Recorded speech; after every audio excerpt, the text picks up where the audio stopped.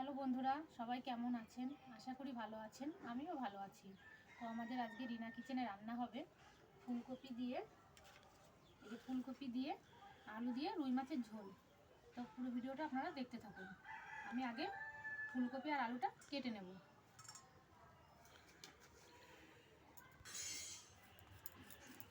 এই ফুলকপি আমি এইভাবে কেটে নিচ্ছি।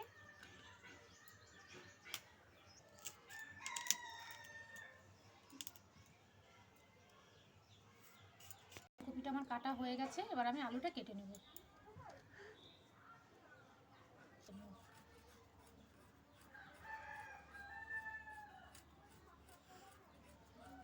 যে একটা আলুর মাঝখান থেকে কেটে আমি 4 টুকরো করে নেব।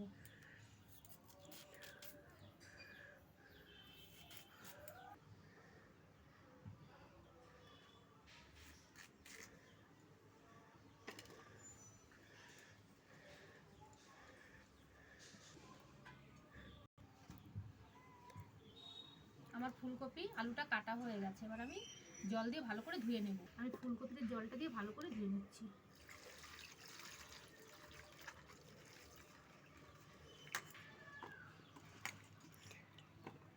এইভাবে আমি 2-3 বার ধুয়ে নেব ফুলকপিটা। আমার ফুলকপি আলুটা ধোয়া হয়ে গেছে, এবার আমি মশলাটা আগে রেডি করে নিয়ে তারপরে উনুনটা ধরিয়ে নেব। আমার কী কী মশলা লাগছে আপনাদেরকে দেখিয়ে দিচ্ছি, আপনারা দেখতে থাকুন। প্রথমেই আছে আদা কুচি, পরিমাণ মতো শুকনো লঙ্কা আর জিরে, আছে টমেটো কুচি, হলুদ, লবণ, তেল আর ফোড়নে দেওয়ার জন্য 2টো তেজপাতা, 2টো শুকনো লঙ্কা, সামান্য পরিমাণে জিরে। বন্ধুরা, মশলাটা তাহলে আমি শিলনোড়ায় ভালো করে পেস্ট করে নিয়ে আসি। প্রথমেই আমি আদাটা বেটে নিচ্ছি।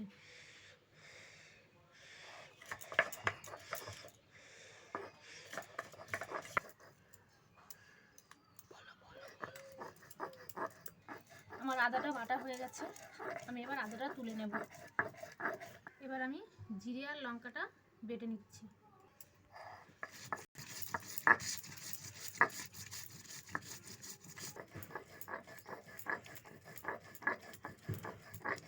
জিরে লঙ্কাটা আমার বাটা হয়ে গেছে, আমি তুলে নেব।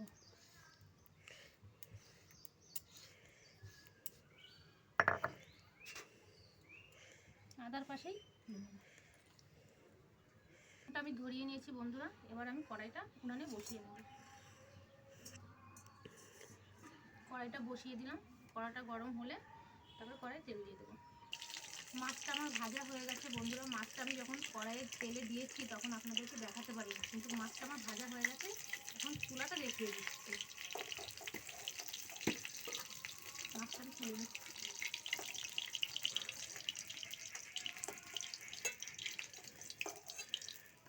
এই তেলেই আমি ফুলকপিটা আলুটা ভেজে নেব। প্রথমে আমি আলুটা ভেজে নেবো, তারপরে ফুলকপিটা ভাজবো।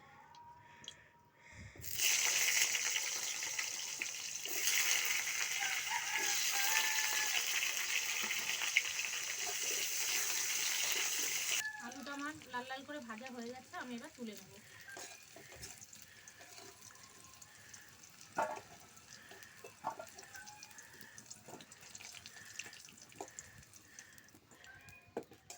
এবার ফুলকপিটা এই তেলেই ভেজে নেব।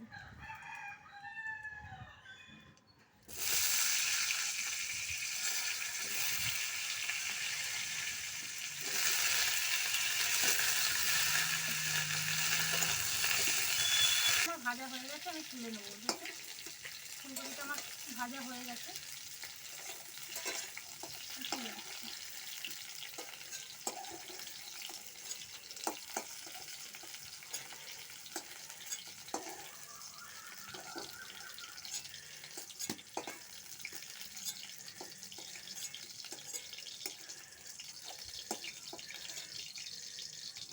এই তেলেই আমি কিছুটা পরিমাণে তেল দিয়ে ফোড়নে দিয়ে দেবো। 2টো তেজপাতা, 2টো শুকনো লঙ্কা আর কিছুটা পরিমাণ দিয়ে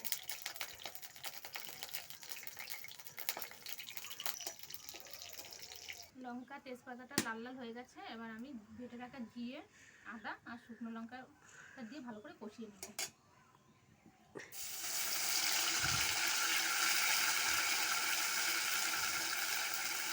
বাকিটা দিয়ে একটু জল দেবো।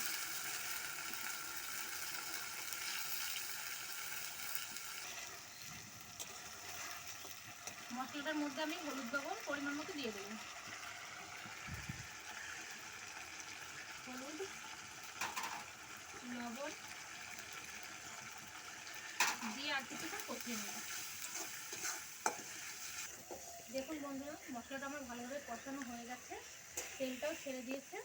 আমি ফুলকপি আলুটা দিয়ে আর কিছুক্ষণ কষিয়ে নেব।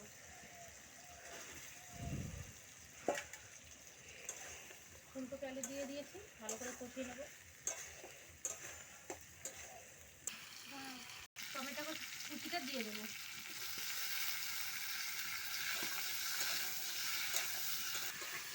সমস্ত কিছু যে আমার ভালোভাবে কষানো হয়ে গেছে, এবার আমি পরিমাণ মতো জলটা দিয়ে দেবো।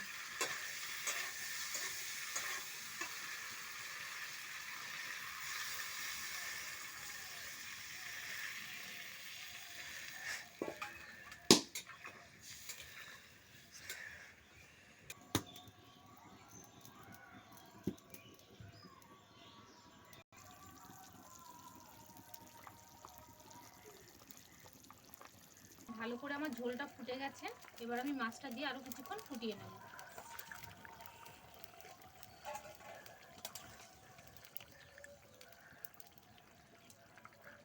আমাদের ফুলকপি আলু তরকারিটা রেডি হয়ে গেছে, এবার আমরা নামিয়ে নেব।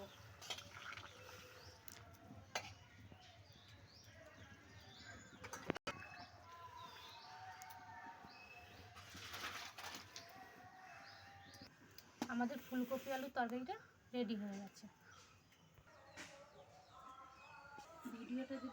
আমাদের ভিডিওটা যদি আপনাদের ভালো লেগে থাকে, তাহলে আমাদের পাশে থাকবেন আপনারা আর আমাদের সাপোর্ট করবেন। শেষ করছি।